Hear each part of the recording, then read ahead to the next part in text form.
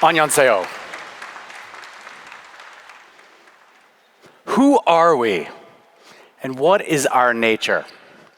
Every constitution, policy, and law is based on a theory of human nature. Answering who we are correctly is vital to the success of every democracy.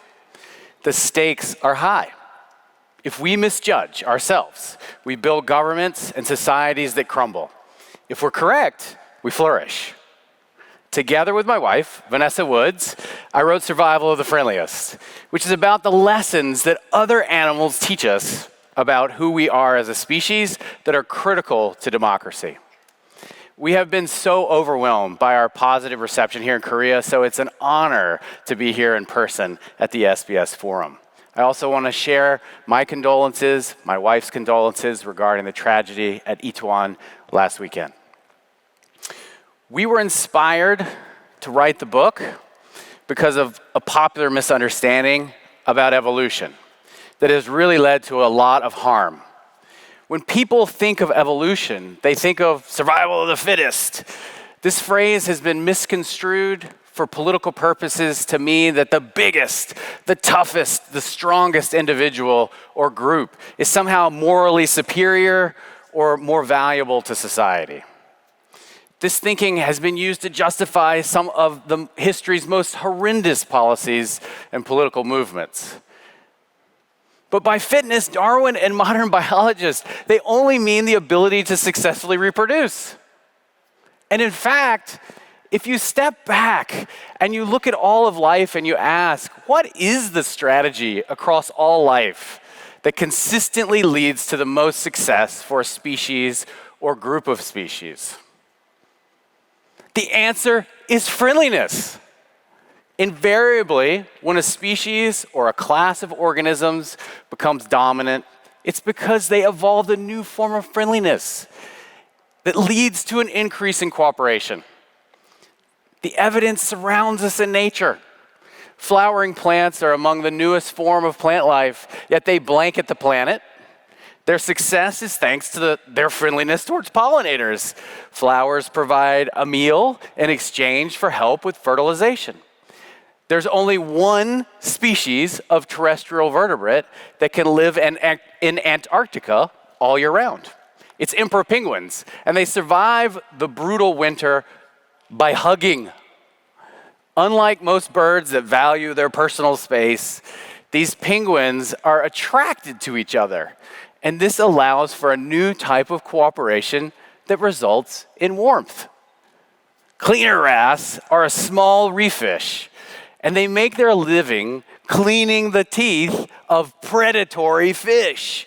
They're not just attracted to the predators, but they swim inside their mouths. Their unusual friendliness has led to a new type of cooperation.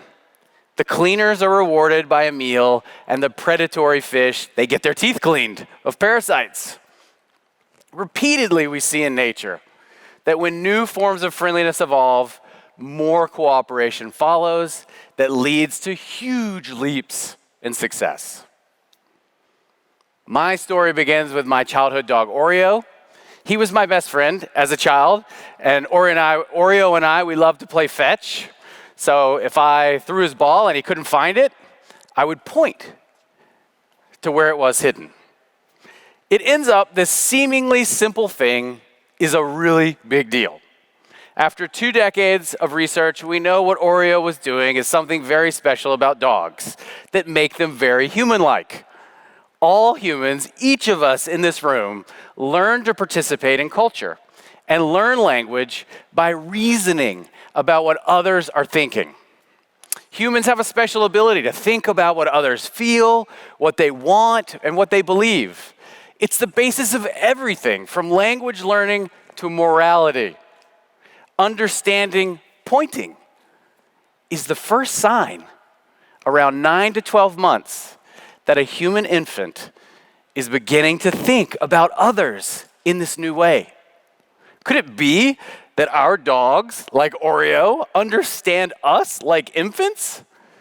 We use a simple game to test this in infants, dogs, and other animals. We hide a treat or a toy in one of two places, and we point to where it is, where it's hidden. And what we found was that all types of dogs are very good at following all types of human gestures.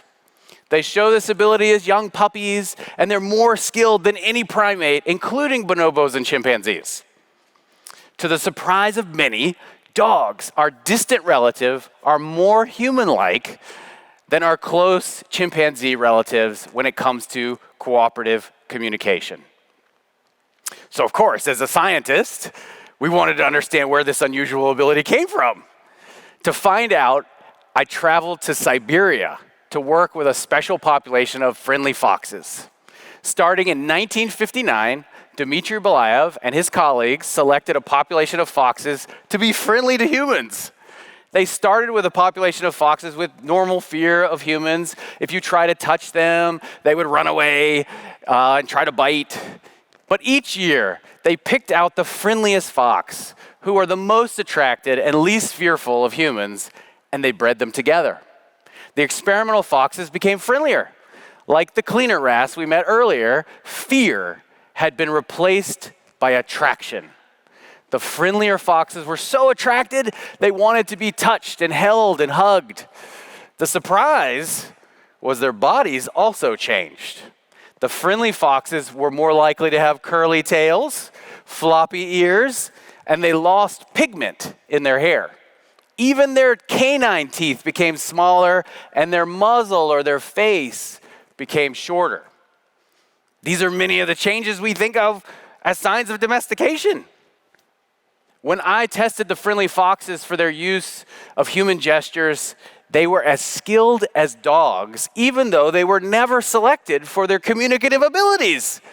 The control foxes looked like chimpanzees, failing to use my gestures. So Belayev had discovered the essence of domestication is selection for friendliness. And that friendliness changed their minds and their bodies. The friendly foxes help explain why dogs evolved to be more human-like. Over 15,000 years ago, friendly wolves were at an advantage because they could approach and scavenge around human settlements. Natural selection favored these friendly wolves. Over generations, like the foxes, they evolved to be more cooperative and communicative with humans because they were friendlier. It's only in the past 150 years that most modern dog breeds, like Oreos, were under intentional selection by humans or artificial selection. The friendliest wolves domesticated themselves and became one of the most successful species on the planet, with millions of dogs living everywhere there are people, but sadly, only 100,000 or so wild wolves remain. This makes dogs exhibit A for how friendliness wins big in nature. It also suggested that other species may have evolved naturally through a similar process. Our first candidate was our less known closest primate relative. We have two closest primate relatives, bonobos and chimpanzees. We know that about 1 million years ago, bonobos and chimpanzees shared a common ancestor, but then the two populations, they split. Chimpanzees on the north side of the Congo River and bonobos on the south side. Over the past 1 million years, bonobo females, like Samindwa, pictured here, decided that male aggression is no longer acceptable. Females became friendlier and formed alliances to stop male aggression. Bonobos evolved into a friendlier chimpanzee. On the left is a male chimpanzee. This male lives in societies that show human-like levels of lethal aggression. Groups of chimpanzees conduct warlike raids on each other. They murder each other, and they coerce females through male dominance. On the right is a bonobo male who lives in a society free of lethal aggression. No bonobo has ever been observed to kill another bonobo. Female friendships allow them to cooperate in a new way to prevent male aggression. If a male dares to attack a female or an infant, An entire coalition of females responds to repulse the male. Male aggression no longer pays dividends, with females even preferring to mate with the friendliest males. Just like dogs, selection for a friendlier nature has shaped how bonobos cooperate and communicate too. In one cooperation test, we gave bonobos the chance to share food with another bonobo. Before they ate breakfast, in the morning, we gave them preferred fruit. They could either eat all the food or they could use a one-way key to open a door on their left or on their right. Behind one door was a group mate, and behind another door was a complete stranger. Bonobos did not just share their food, but they also preferred to share their food with a stranger. Bonobos are xenophilic or attracted to strangers. Unlike chimpanzees who are xenophobic or fearful of strangers, bonobos have nothing to fear when they meet an unfamiliar bonobo. Instead, they have everything to gain, a new friend or ally. Here's what it looks like. This is Sake. She's a 4-year-old infant living at Lola Ya Bonobo. We let her in with the yummy food, and you're gonna see, instead of eating it, she's gonna go open the door for her friend Alikia, and they have more fun eating together. So you'll see, sharing food is fun for bonobos. So again, with more friendliness, there we go, fun. With more friendliness evolves cooperation that increases and pays big dividends. The most successful male bonobo have more offspring than the most successful alpha male chimpanzees. Friendliness wins again. What does this have anything to do with humans? We now know we were not alone on this planet until very recently. Just 100,000 years ago, we shared the planet with at least 4 to 5 other species of humans. All of these species had traits we typically think of as defining traits of our species. All the other humans had large brains, they had cultural traditions, and likely had linguistic abilities we would recognize. These are the traits we usually use to explain how we're different from other animals. But lots of other species had these traits, and they all went extinct. If we want to explain how our species became so successful, it must be something in addition to these traits that allowed us to thrive while all the other human species went extinct. It's then we realized friendliness is also the secret to our species' success.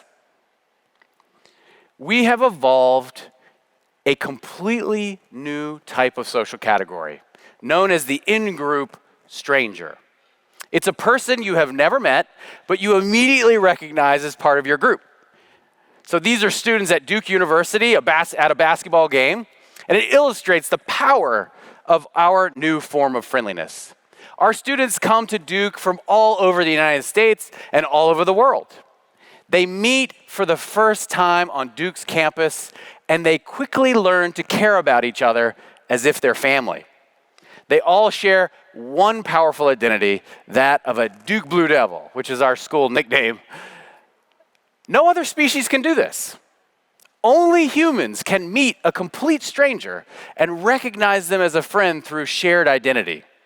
It is our superpower that makes us the friendliest species of human that ever evolved.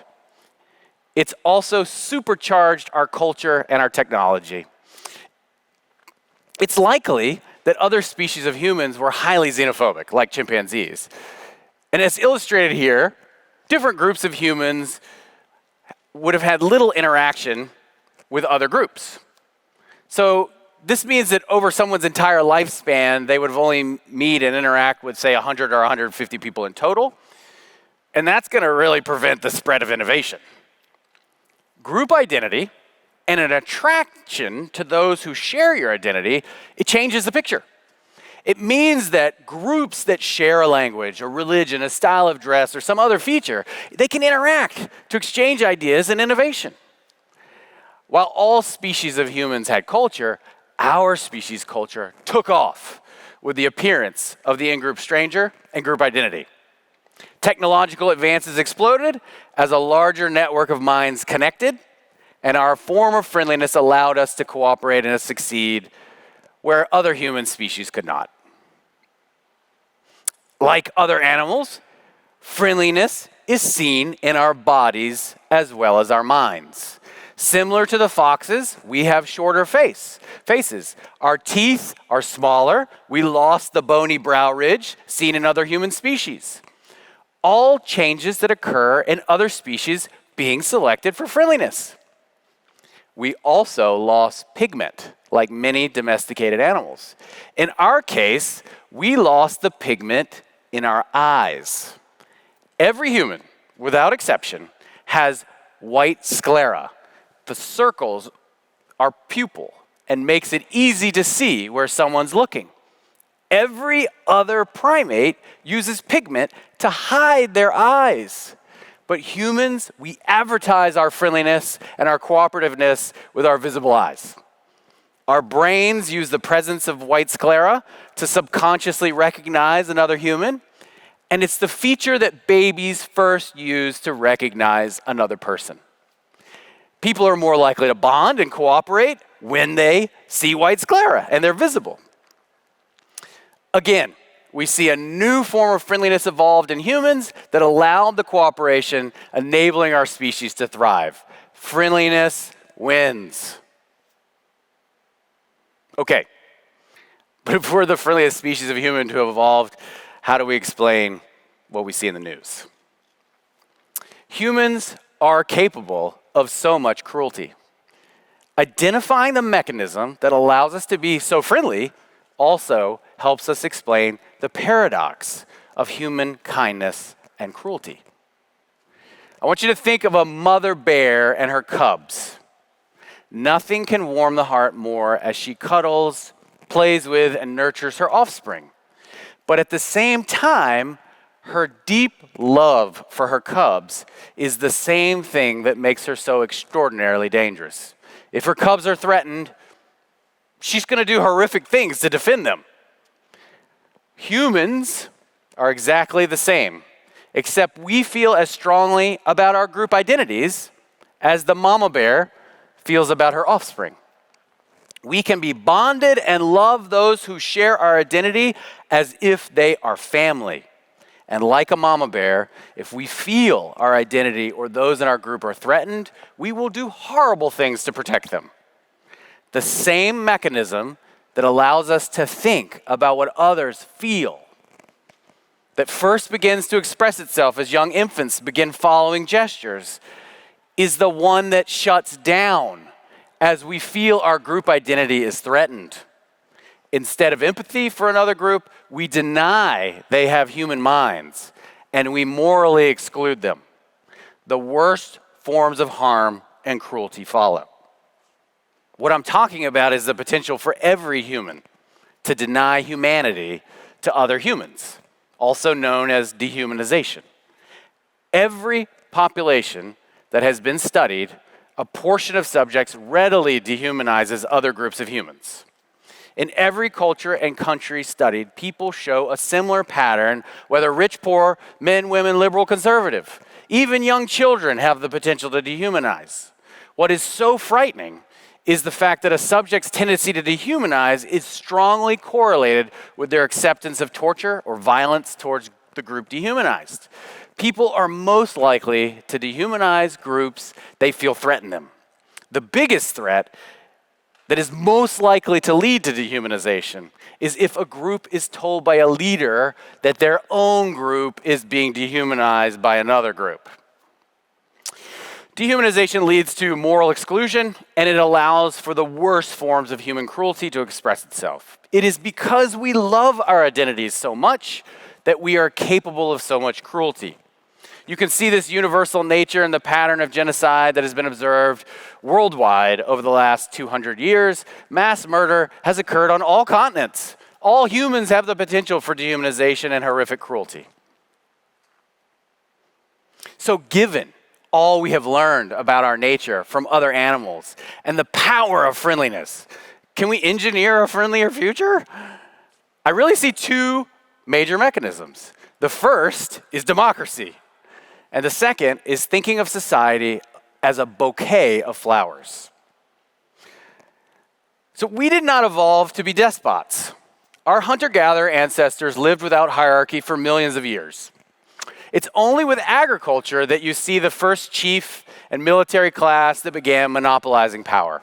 History shows that dictators could be overthrown, but until recently, the out-of-power group that took power from one group simply subjugated the group they overthrew.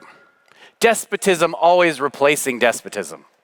It's not until the liberal democracies of the past few hundred years that societies return to their egalitarian roots and now exist within hierarchies.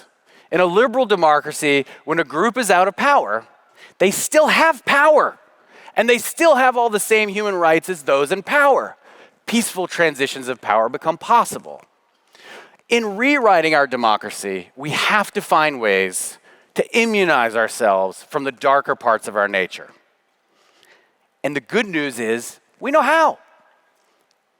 We have all felt our identities are threatened at some point. You can likely think of examples of leaders encouraging feelings of threat and victimization that can quickly slide into dehumanization.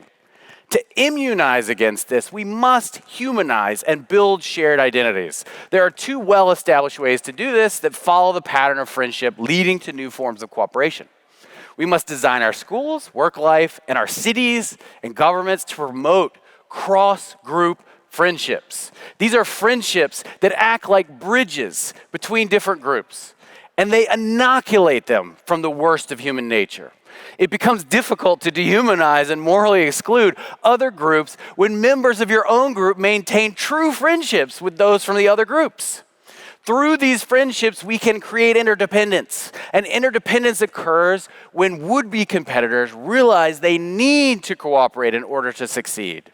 When everyone's success depends on cooperation and each party realizes that the other group has something to offer, we humanize each other. To take advantage of our friendly nature and short-circuit our darker side, we must promote cross-group friendships and interdependence that then create a shared human identity. Like a bouquet of flowers, the whole is richer than the sum of the parts. If different identities are different types of flowers, when we put them together, they are at their greatest beauty. Their differences unite, they reach the highest beauty. I think we can build a friendlier future. And I leave you with these two unlikely friends as inspiration. If they can do it, come on, we can too.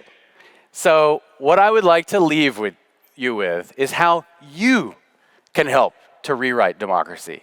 In my humble opinion, the most important thing that we can do is find somebody you disagree with. Go to lunch with them and find a way to be friends. That includes politicians that are from different parties and become friends, even though they disagree. It won't fix all of our problems, but it will immunize us from the worst part of our nature. Thank you, and I welcome your questions in the remaining time.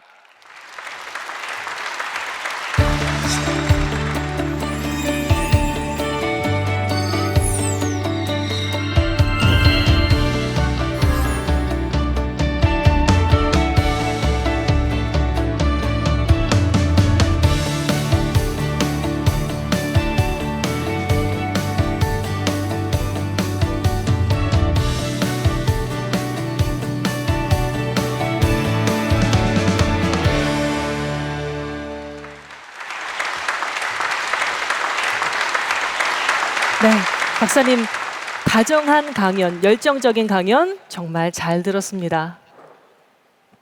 Thank you. 네. 그리고 다정한 것이 살아남는다. 월드 베스트셀러지만 국내에서도 많은 분들이 읽으신 책이거든요. 팬의 한 사람으로서 만나 뵙게 돼서 영광입니다.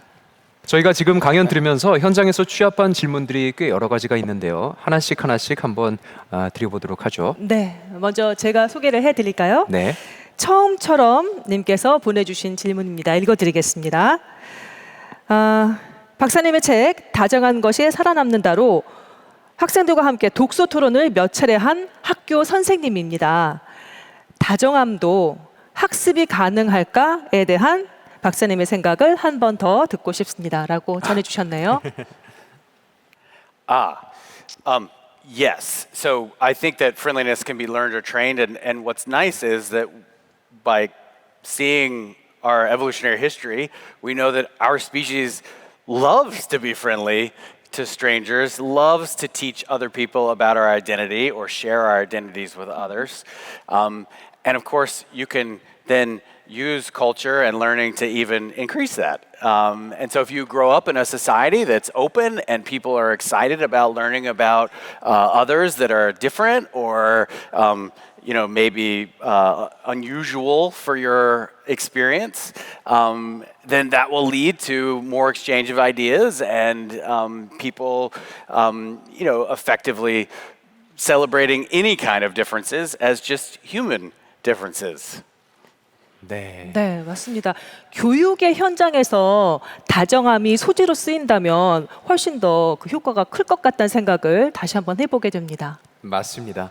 자, 그러면 다음 질문 이어가 보도록 하겠습니다. 굉장히 재미있는 질문이 들어왔습니다. 박사님의 한국어판 책을 직접 편집한 분이 보내주신 질문 저희가 드려보도록 하겠습니다. 김진형 씨의 질문인데요.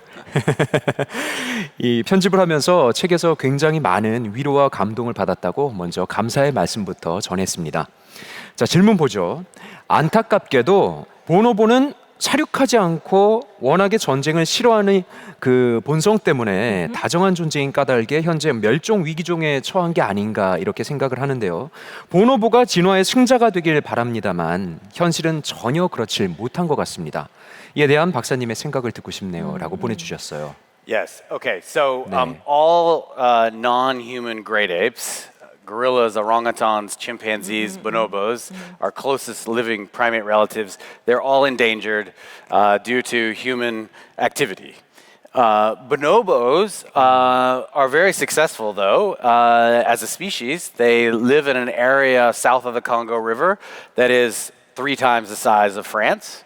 And there's still a large enough population in the wild where if we care, they can be saved. I personally work with Lola Ya Bonobo, which is an organization that saves and rescues orphan bonobos, like Sake in the video. And they rescue them, and then we release them back to the wild. So there are people working hard to protect bonobos because they have so much to teach us. If we look to nature with humility, we can see that bonobos, other animals, they really can't help us. 네, 우리가 추상적으로 가질 수 있는 그런 개념들을 이렇게 직접적인 사례와 실험을 통해서 전해주시니까 훨씬 더 이해하기가 쉬웠던 것 같습니다. 네. 마찬가지로 이번 질문도 앞선 질문과 좀 연결이 되는 것 같은데요. 네. 다음 질문 읽어드리겠습니다. 정세진 님께서 보내주신 질문입니다. 다정한 늑대들은 왜 지금의 개보다는 적게 남았을까요? 굳이 우위를 따지자면 같은 종에게 다정한 것보다 다른 종에게 다정한 점이 더 생존에 유리한 걸까요? 라고 물어보셨네요. Okay. So why do we have, I believe the question was why are wolves still aggressive and how they evolved, given that they're only friendly with their own species. And so there are still wolves in the wild, thankfully. And wolves have taught us what's special about dogs. So we have, wolves to thank us to understanding how friendly dogs are. But it's not that wolves are always unfriendly. They have their family and they're actually incredibly cooperative.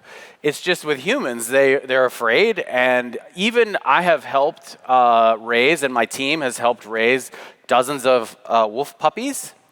And even if you raise a wolf puppy, when they grow up, they are afraid of you, and they would prefer to be with other wolves. Whereas if you raise a dog from puppies, they want to be with people. They love people. So dogs have evolved to really want to be with us if we raise them. Whereas wolves, even if you raise a wolf and you do everything its mom would do, as soon as it gets 4 or 5 months old, it just wants to be with other wolves. 그렇군요. 질문을 조금만 더 연결해서 해보자면 네네. 늑대 중에 사람에게 다정한 늑대들이 개가 되어 더 번성을 했다. 그런데 늑대는 그 잔인함을 버리지 않았기 때문에 네. 소수만 살아남았다. 같은 종에게, 즉 늑대무리 안에서 다정한 것보다 인간이라는 다른 종에게 다정했던 늑대만 개가 되어 살아남았으니 종을 초월한 다정함이 생존에 더 유리한 것일까라는 질문이었거든요. Yes. Yes. So the secret to dog success is that some wolves were attracted to people. Just like the cleaner wrasse are attracted to the mouth of a predator, some wolves were attracted to people because there was food around human settlements and it was easy to find and very reliable. And those wolves were at a huge advantage, but then natural selection acted on their friendliness. They started to breed together, a friendlier species was born. So yes, in that case, friendliness is a huge advantage. 네. 이런 점이 아까 강연에서 잠깐 언급하셨던 우리가 알고 있던 전통적인 개념의 적자 생존과 다른 개념이라는 걸 다시 한번 느끼게 되네요. 맞습니다. 네, 현직님께서 보내주신 질문 바로 이어가 보도록 하겠습니다. 우리가 더 나은 삶과 더욱 강한 민주주의를 위해서 다정함을 조금 더 의도적으로 추구할 수 있는 방법으로는 어떤 게 있다고 보십니까? Yeah, so how to pursue friendliness. So I was very serious at the end of the talk about going to lunch. So for an example, I have one of my students. He is a staffer for a senator in the United States. And I met with him and I said, have you ever been to lunch with someone who's from the other party? And he said, no. And I said, why have you not been to lunch with somebody from the other party? He said, why would I go to lunch with them? I said, to be friends. And so eventually he went to lunch with someone who was from the other party who does his job for this other senator. And it ends up they became very good friends. And they became friends with all their friends became friends. And now they write bills together. 네, 강연 중에 그 농구팀의 예를 들어주시기도 했는데요. 그만큼 인그룹의 의미가 더 강조되는 부분이 아닌가 싶네요. 네. 자, 다음 질문 보죠. 아마도 마지막 질문이 되지 않을까 싶은데요. 시간 네네. 관계상 이형준님께서 보내주신 질문 읽어드리겠습니다. 네. 비인간 동물 중에 민주주의를 가장 잘 이해하고 가장 잘 작동시킬 수 있는 동물은 어떤 걸까요? 라고 재밌네요. 네, 호기심 넘치는 그런 질문이 들어왔네요. 네네. 인간이 아닌 존재 중에 말이죠. Oh, wow. 네. The best species for democracy. 네. Interesting. Well, it would be species, and there are many species that have more egalitarian social systems. Some species are very despotic and have hierarchy. Other species are very egalitarian. Bonobos are an example, but there's another species of primate called the muriqui that lives in Brazil, completely egalitarian, and everyone's equal. So it really is in nature. There are some species that are very equal and fair and could be very good at democracy. 네. 어떤 보고 배울 습성이 점이 있는지 있는 찾아봐야겠네요. 네. 맞습니다. I'm not sure about dogs. 네. 네. 관객 관객 여러분의 여러와 같은 성원에 힘입어서 질문을 하나만 더 소화를 좀 해볼까요? 네, 시간을 마지막으로 조금 더 받아봤습니다. 제작진과 얘기해서 늘리도록 하겠습니다. 네, 이번에는 그러면 MJ님께서 보내주신 질문을 드려볼까 하는데요. 전쟁 같은 외부 환경적인 요인이 우리를 도무지 다정하게 만들 수 없을 때 그런 상황에서 우리는 어떻게 대처해야 할까요? If war can stop us from being friendly, well, history teaches that cross-group friendships, that friendships across different groups, even in groups that are at war, that those cross-group friendships are the bridges that lead to peace and reconciliation. So again, I can't emphasize enough, if we want to have a friendlier future, then start making friends with people you disagree with. 저는 사실 오늘 박사님의 강연 중에서 한 사람 한 사람이 모여서 꽃다발과 같은 그런 사회를 일으켜 나간다. 이 표현이 정말 마음에 들고 가슴에 와닿는데요. 이 인간이 가지고 있는 공격성과 같은 그런 부정적 또 어두운 그런 면모를 이겨낼 수 있는 다정함과 또 교류를 통해서 극복해 나간다면 정말 꽃다발과 같은 사회를 우리가 만들어낼 수 있지 않을까 그런 생각을 다시 해봅니다. 그리고 다정함과 또 잔인함이라는 두 가지 측면을 우리가 가지고 있다는 것을 잊지 않으면서 말이죠. 네. 자, SDF2022 다시 쓰는 민주주의 여정의 끝을 맺는 연사로서 우리 박사님이 수고를 해주셨는데요. 네. 소감과 더불어 다정한 끝인사 부탁드리겠습니다. Friendliness wins. 감사합니다. 오늘의 핵심 주제였습니다. 네. 우리 박사님과의 사인회가 밖에 마련이 돼 있으니까 오늘 많은 참여 부탁드립니다. 박사님 다시 한번 감사합니다. 감사합니다.